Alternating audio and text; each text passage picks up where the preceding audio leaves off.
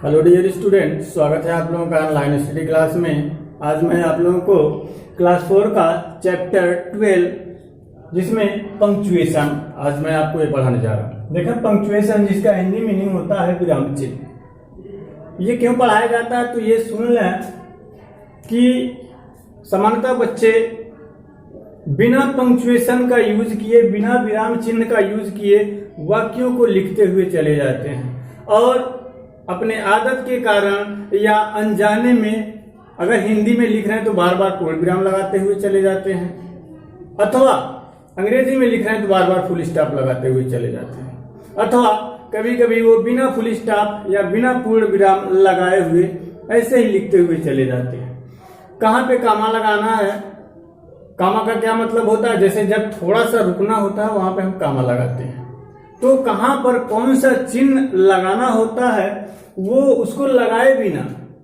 या अनजानवश या जैसे भी हो आदत के कारण उसको यूज किए बिना, उसको लिखे बिना वो आगे बढ़ते हुए चले जाते हैं। उसी अशुद्धि को दूर करने के लिए एक चैप्टर है, एक टॉपिक है पंक्चुएशन यानी कि विराम चिन्ह, ये चीज पढ़ाया जाता है। अब देखें पंक्चुएशन क्या होता है तो उसका डिफिनीशन देख लें। Punctuation is the art of using correctly the various stop marks in writing. I repeat it again. Punctuation is the art of using correctly the various stop marks. याद रहे stop marks in writing is called punctuation. यानी कि विराम चिन्हों का सही से प्रयोग करना। किस समय? लिखते समय विराम चिन्हों का सही से प्रयोग करना ही पंक्चुएशन है, विराम चिन्ह। डेफिनेशन देखेंगे इसका, डेफिनेशन देखें क्या दिया हुआ है। डेफिनेशन देखें,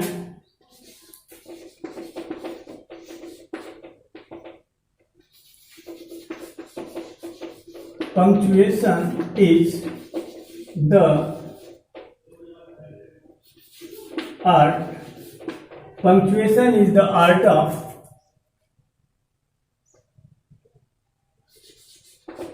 using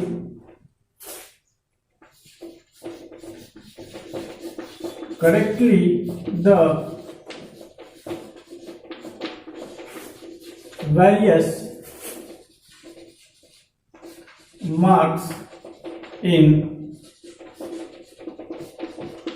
writing is called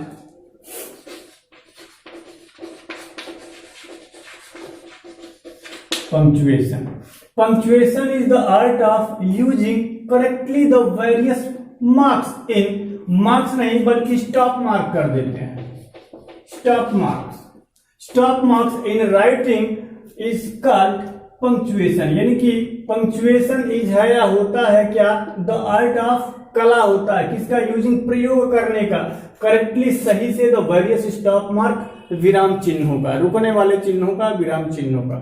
यानी कि विराम चिन्ह, विभिन्न विराम चिन्हों का सही से प्रयोग करने की कला ही लिखने में या लिखते समय विभिन्न प्रकार के विराम चिन्हों का सही से प्रयोग करने की कला ही पंक्चुएशन होता है, विराम चिन्ह होता है। अब देखें विराम चिन्ह ये हो गया, डिफिनीशन हो गया। अब इसके अंतर्गत दो चीजें बताई जाती है। इसके अंतर्गत क्या क्या बताया जाता है, एक तो यूज ऑफ कैपिटल लेटर, पहला चीज बताया जाता है, पहला है use of capital letters. Use of capital letters यानी कि बड़े अक्षरों का प्रयोग।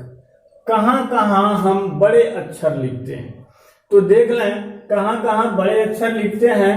पहला चीज इस बात का ध्यान रखेंगे कि कहां कहां बड़ा लेटर हम लिखते हैं। पहला चीज, जब भी हम कोई वाक्य लिखना स्टार्ट करते हैं, ध्यान से सुन लें इसे, जब भी हम कोई वाक्य लिखना स्टार्ट करते हैं तो पहला अक्षर जो होता है वो कैपिटल होता है। First letter should be in capital letter, यानी कि बड़ा लेटर होना चाहिए पहला अक्षर। पहला अक्षर क्या होना चाहिए? बड़ा लेटर होना चाहिए।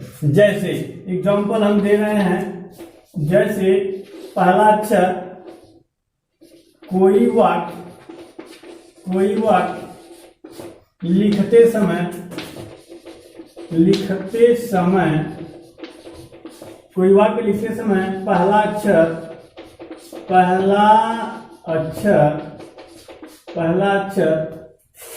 कैपिटल होता है। पहला अक्षर क्या होता है? कैपिटल होता है। जैसे he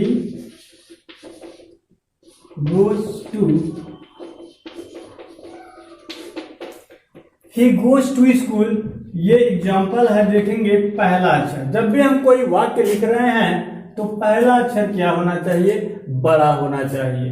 बाकी जो जहां लगेगा वो हम लगाते जाएंगे। तो पहला अक्षर क्या होगा? लेटर लिखने समय क्या क्या सावधानी होनी चाहिए, कहाँ बड़ा कहाँ छोटा। तो पहला ये है कि पहला अक्षर जब भी हम कोई वाक्य स्टार्ट करें तो पहला अक्षर क्या होना चाहिए? बड़ा होना चाहिए, छोटा नहीं, बड़ा होना चाहिए। अब देखें दूसरा शब्द क्या है?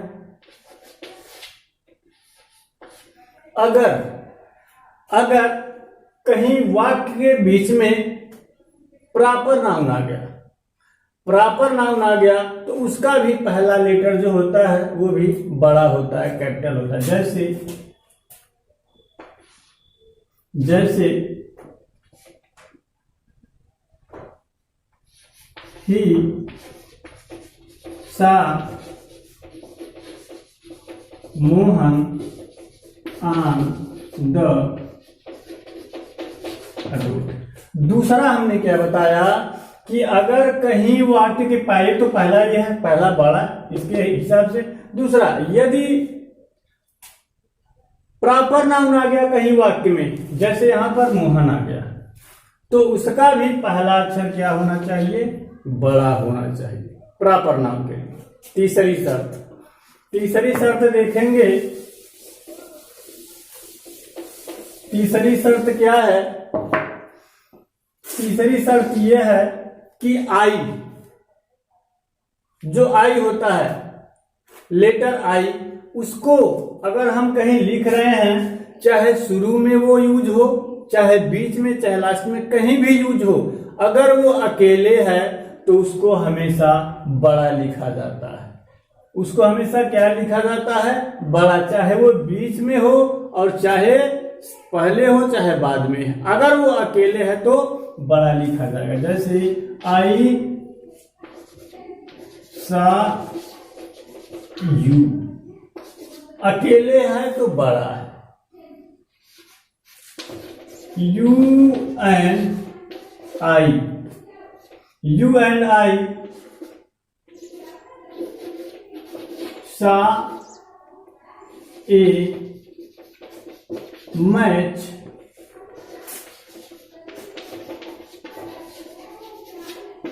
देखें,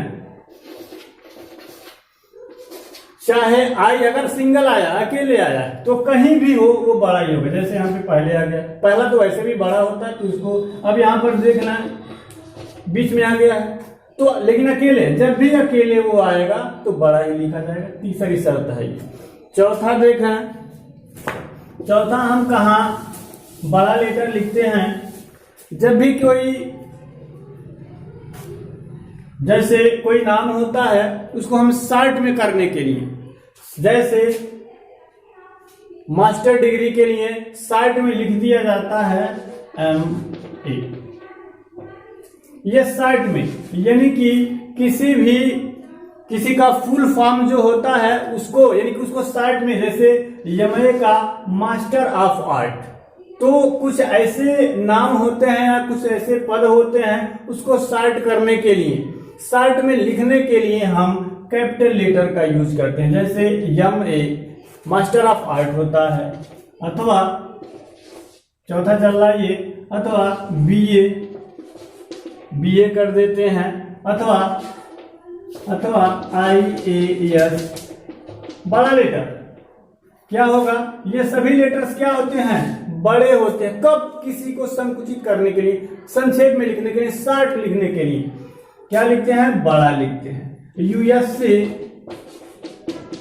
बड़ा लिखते हैं, क्या लिखते हैं, बड़ा लिखते हैं। कब, जब हम किसी के नाम को शॉर्ट में लिखते हैं तो क्या लिखते हैं, लेटर को बड़ा लिखते हैं। चौथी शर्त, पांचवा कहां होता है, जब भी हम पोयम लिखते हैं।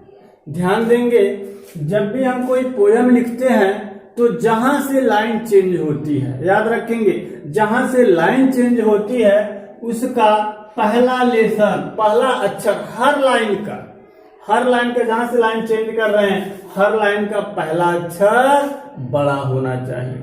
तो ये कुछ कंडीशंस हैं, कुछ रूल्स हैं। जैसे कि पांचवा रूल ये था, कहां पे हम बड़ा लेटर यूज करते हैं। अब आते हैं, ये तो था यूज ऑफ कैपिटल लेटर्स। अब आते हैं फुल स्टॉप नहीं बल्कि यूज ऑफ स्टॉप मार्क। पहला है ये, दूसरा देख लें, दूसरा है यूज ऑफ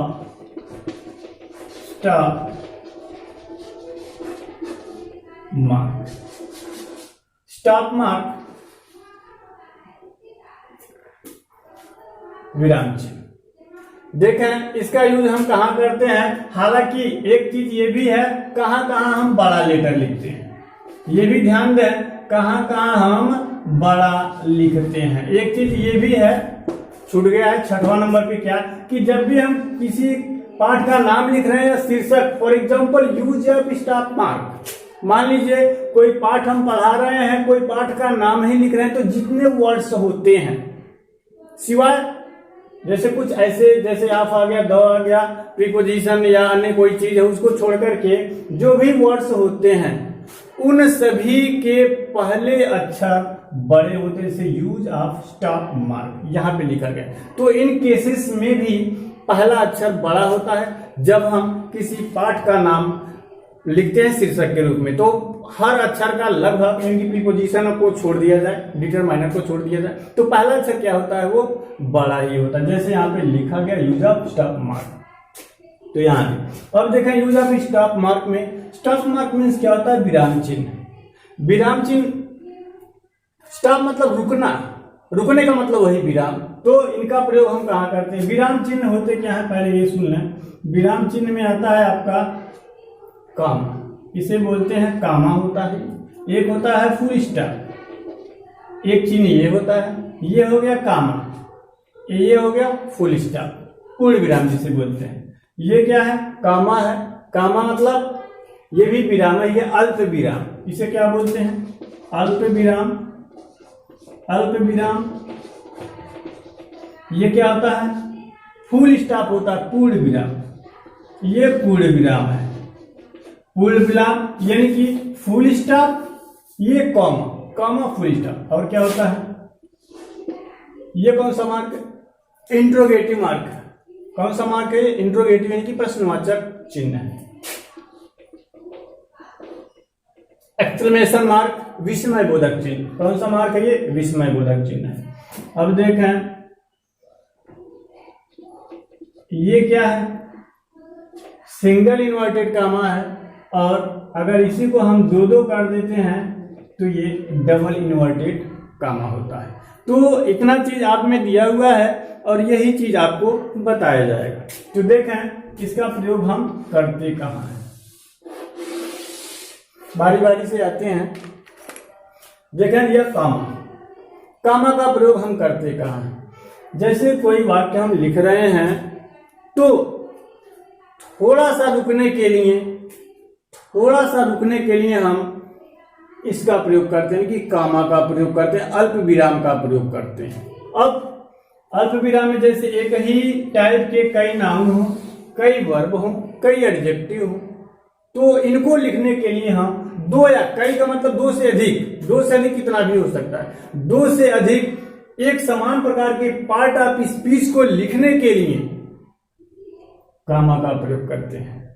इसका मतलब होता है हमें थोड़ा सा रुकना है वहां पर। कितना रुकना है? बस थोड़ा सा। इसको लगाने का मतलब ये है कि हम वहां थोड़ा सा रुकेंगे। ऐसा नहीं है कि ये जो चिन्ह लगा हुआ है बस वैसे ही वाक्य है, उसका कुछ मतलब होता है। जैसे इसका मतलब होता है थोड़ा सा रुकना है। जैसे I ate mango apple orange and banana. देखें इन दोनों को एक साथ, इसका मतलब क्या होता है? अल्प विराम होता है। अल्प विराम का मतलब थोड़ा सा रुकना। इसका क्या मतलब होता है? फुल स्टॉप, यानी कि फुल मतलब पूर्ण या पूरा, स्टॉप मतलब विराम, पूर्ण विराम, अल्प विराम, पूर्ण विराम। प्रयोग कहाँ करते हैं? अब मतलब क्या होता है? इसका मतलब हमें थोड़ा सा रुकना है। इसका मतलब ये होता है कि हमको पूरी तरह से रुकना है। फुल स्टॉप का मतलब पूर्ण विराम, यानी कि पूरी तरह से रुकना है। फॉर एग्जाम्पल हमने एक वाक्य लिखा हुआ है, I ate mango apple orange and banana. ऐसे नहीं पढ़ेंगे I ate mango apple banana orange, ये सारे ऐसे नहीं पढ़ेंगे। यहां पे देखें आई एट, चूंकि पार्ट ऑफ स्पीच की जब दो से अधिक होंगे, जैसे यहाँ पे एक टाइप के नाउन कितने दिए हुए हैं? मैंगो दिया है, एप्पल दिया है, ऑरेंज दिया है, बनाना। तो लास्ट वाले को तो हम एंड से जोड़ देते हैं। जो लास्ट वाला है उसको हम एंड से जोड़ते हैं, बट उसके पहले अगर और कई दिए हुए हैं नाउन या पार्ट ऑफ स्पीच के कोई पार्ट कई दिए हुए हैं, वहां पर हम कामा लगा देते हैं। जैसे आई एट मैंगो एप्पल। अब यहां पर भी लगाते अगर कुछ और होता तो, लेकिन बस अब लास्ट आ गया, एक ही बचा है जिसको एंड से जोड़ देते हैं। तो यहां पर देखा I ate mango apple orange and banana, मतलब मैंने आम सेब संतरा और केला खाया, ये चीज है। तो इसका मतलब यह है कि वहां पे हमें थोड़ा सा रुकना है, बस थोड़ा सा, इसका मतलब ये होता है। तो ये एक ही प्रकार की, जैसे ये नाउन है, और वो भी जब दो से अधिक पार्ट ऑफ स्पीच का कोई भी पार्ट आएगा तो वहां पर हम कामा का प्रयोग करते हैं। पहला चीज कामा हो गया। फुल स्टॉप, पूर्ण विराम, पूरी तरह से विराम है, यानी कि जब वाक्य पूर्ण हो गया अब वहां पर पूरी तरह से हम रुक जाएंगे, फुल स्टॉप लगा देंगे। अगर वाक्य पूरा हो गया एक और वाक्य साधारण है तब वहां पर हम फुल स्टॉप लगा देते हैं, पूर्ण विराम लगा देते हैं। इसका मतलब आप पूरी तरह से रुकेंगे, यानी कि जो रुकने का जो टाइम है वो ज्यादा होगा इसकी अपेक्षा। तो ये कहां लगाते हैं, ये क्लियर है। अब देखते हैं ये क्या बोलते हैं, इसको इंट्रोगेटिव मार्क बोलते हैं, प्रश्नवाचक चिन्ह होता है इंट्रोगेटिव मार्क। इसका प्रयोग अगर वाक्य हमारा इंट्रोगेटिव है, अगर वाक्य हमारा इंट्रोगेटिव है तो वाक्य के अंत में हम इंट्रोगेटिव मार्क लगाते हैं। जैसे व्हाट इज योर नेम, ये इंट्रोगेटिव सेंटेंस है। और इंट्रोगेटिव सेंटेंस को लिखते समय हम लास्ट में क्या लगाते हैं, इंट्रोगेटिव मार्क लगाते हैं। अब इंट्रोगेटिव सेंटेंस हमारे दो प्रकार के होते हैं, जैसे है यू ईटन फूड, ये दो प्रकार के हमारे इंट्रोगेटिव वाक्य होते हैं। तो इंट्रोगेटिव वाक्य को दर्शाने के लिए हम इस चिन्ह का प्रयोग करते हैं, और इसका आशय होता है कि कुछ पूछा जा रहा है। इंट्रोगेटिव का मतलब है कि वहां पे कुछ पूछा जा रहा है। तो इन केसेस में हम इंट्रोगेटिव मार्क का यूज करते हैं। अब देखें यहां पे चिन्ह आ गया है, ये हमने बताया एक्सक्लेमेशन मार्क है, उसका प्रयोग कहां करते हैं, तो ये देखेंगे आप, इस चिन्ह का प्रयोग दो वाक्यों में किया जाता है। पहला ऑब्जेक्टिव सेंटेंस में, जैसे मे यू लिव लॉन्ग, पहला चीज may you live long, may you live long.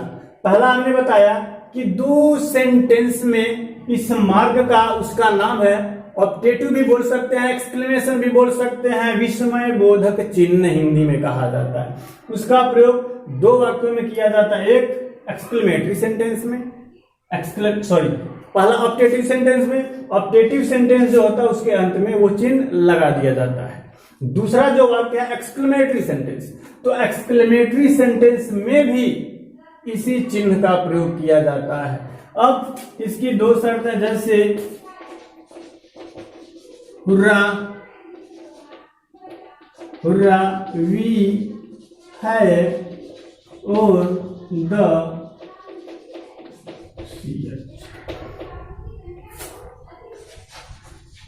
What a beautiful sight. यहां पे देखें हमने 3 वाक्य लिखा हुआ है, 3 वाक्य हमने लिखा हुआ है। देखेंगे एक तो ऑप्टेटिव सेंटेंस में वाक्य के अंत में ये चिन्ह लगाया जाता है, दूसरा एक्सक्लेमेटरी सेंटेंस में, ये दोनों एक्सक्लेमेटरी सेंटेंस है। अब ध्यान देना है कि यहाँ पे हमने यहीं पे लगा दिया, जबकि इस उदाहरण में हमने लास्ट में लगाया हुआ है। तो अब यहां लास्ट में लगाने का मतलब ये है कि ये पूरा जो फ्रेज है वो पूरा फ्रेज ही आश्चर्य प्रकट कर रहा है, इसलिए यहां पर और यहां पे बस यही आश्चर्य प्रकट कर रहा है, केवल हुर्रा यही शब्द हमारा आश्चर्य प्रकट कर रहा है। तो वहां पर यानी कि कहने का आशय है कि चाहे फ्रेज हो चाहे वर्ड हो, अगर वो आश्चर्य प्रकट कर रहा है तो उनके पास ये एक्सक्लेमेशन मार्क लगाया जाता है, विस्मय बोधक चिन्ह लगाया जाता है। तो इसका प्रयोग 2 वाक्यों में किया जाता है, आश्चर्य प्रकट करने के लिए या इच्छा प्रकट करने के लिए। अब देखें दिया हुआ है, ये कॉमा दिया हुआ है, डबल इन्वर्टेड कामा, इन्वर्टेड बोलते हैं, ये कामा नहीं बोलेंगे, इसका नाम कामा, ये इन्वर्टेड कामा। अब इन्वर्टेड में ये सिंगल भी हो सकता है, डबल भी हो सकता है, लेकिन यहाँ पे डबल है, 2 है तो डबल बोलेंगे, ये डबल इन्वर्टेड कामा है। अगर एक एक रहता तो ये सिंगल होता। अब देखें इसको बनाया कैसे जाता है, देख लेंगे। ये नहीं कि ऐसे ऐसे कर दिए हो गया, ऐसे नहीं, यहां पे लेकर के थोड़ा सा ये यहाँ पे फुल स्टॉप की तरह बना दिया, फिर इसको ऊपर से ऐसे लाते हैं, यानी कि इसको 6 की तरह, शेप जो है इसका 6 की तरह, इसका 9 की तरह ऐसे होता है। अब देखना यहां पर ये इन्वर्टेड कामा है। अब उसका प्रयोग कहां किया जाता है, तो उसका प्रयोग देख लें, जब भी कोई व्यक्ति कुछ कहता है या जब भी कोई व्यक्ति कुछ लिखता है, तो जो चीज वो कह रहा है, जो कुछ वो लिखा है, उस चीज को हम डबल इन्वर्टेड कामा के अंदर लिखते हैं। जैसे ही सेड, अब यहां पे थोड़ा सा रुकते हैं तो यहां पे हम कामा लगाएं, ही सेड। अब पूरा वाक्य लिखेंगे, क्या कहा इसने।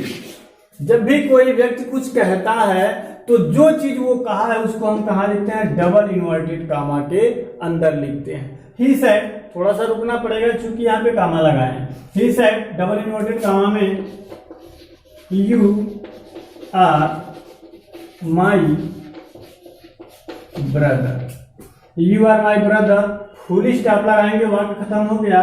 अब ये बंद कर देंगे, डबल इन्वर्टेड कामा बंद हो जाएंगे। तो डबल इन्वर्टेड कामा का यूज कहां किया जाता है, जब भी कोई व्यक्ति कुछ कहता है तो जो चीज, यू आर माई ब्रदर, ये चीज इसने कहा है, तो इसने क्या कहा है, जो जो चीज वो कहा रहेगा उसको हम लिखते हैं डबल इन्वर्टेड कामा के अंदर लिखते हैं। तो ये चीज आपके बुक में दिया हुआ है, आपके सिलेबस में दिया हुआ है इतना चीज। हालांकि और भी विराम चिन्ह है, लेकिन इतना आपके लेवल का ये पर्याप्त है, इतना चीज आप सीखेंगे। इसके अलावा ये सिंगल इन्वर्टेड कामा, इसका भी यूज देख लें। सिंगल इन्वर्टेड कामा का यूज कहां किया जाता है, जैसे किसी नाम को, जैसे यहां पे अधिकार जताने के लिए, जैसे राम दिया, राम का भाई, अपस्ट्रोफी यस लगा देते हैं। अपस्ट्रोफी मतलब सिंगल इन्वर्टेड कामा जो है अपस्ट्रोफी के यूज करने के लिए किया जाता है। एक चीज यहां पे इसे राम्स बुक ये कर देते हैं, अपस्ट्रोफी, ये अपस्ट्रोफी का यूज करते हैं सिंगल इन्वर्टेड कामा के रूप में, इस रूप में। प्लूरल नंबर में यूज करते हैं, जैसे बॉयज तब भी बॉयज स्कूल यहां पे यूज हुआ है, सिंगल यूज हुआ है। अब और कहां करते हैं, किसी वर्ड को शॉर्ट लिखने के लिए, जैसे डू नॉट, ये डू नॉट दिया हुआ है, इसको शॉर्ट करने के लिए भी हम DON लिख करके वो सिंगल इन्वर्टेड कामा T, यानी कि इसको शॉर्ट ऐसे किया, मतलब किसी अक्षर को, दो शब्दों को ऐड करने के लिए भी शॉर्ट करके हम इसके सिंगल इन्वर्टेड कामा को यूज करते हैं, जैसा कि यहां पर लिखा गया है। तो ये चीज है आपके सिलेबस में, और हम उम्मीद करते हैं कि जो कुछ भी पंक्चुएशन में आपको बताया गया वो अच्छे से समझ में आया होगा। अगर कहीं कोई दिक्कत हो रही है, आपको पंक्चुएशन का यूज करने में कहीं कोई दिक्कत आ रही है, तो इस वीडियो को आप पुनः देख सकते हैं। धन्यवाद।